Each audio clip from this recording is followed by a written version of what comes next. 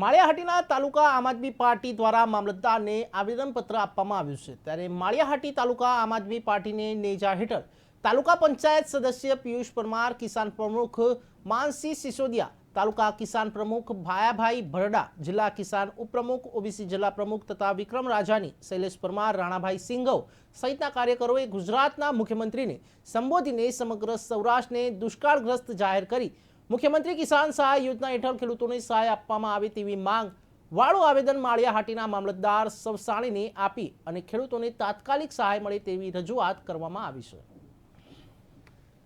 આજરોજ આમ આદમી પાર્ટી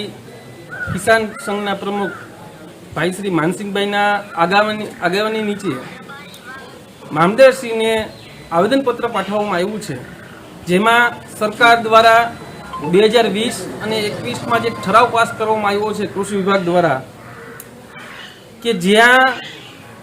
1 મહિના સુધી વરસાદ ન થયો હોય ત્યાં હેક્ટર દીઠ 30 થી 60% નુકસાન થયું હોય તો 20,000 રૂપિયા ચૂકવવા, અને 60%થી વધારે નુકસાન હોય તો તેમાં સર્વે કરીને હેક્ટર દીઠ 25,000 રૂપિયા ચૂકવવા આ ગુજરાત સરકારનો ઠરાવ છે 2020-21નો। આપણે સૌ જાણીએ છીએ માળિયાહાટીના તાલુકામાં છેલ્લા 2 દિવસની શરૂઆત કરતા 35 દિવસ સુધી વરસાદ થયો નથી। આ તકે અમારી સરકારશ્રી પાસે માંગણી છે કે તાત્કાલિક ધોરણે આનો સર્વે કરાવી અને ખેડૂતોને એની સહાય ચૂકવવામાં આવે।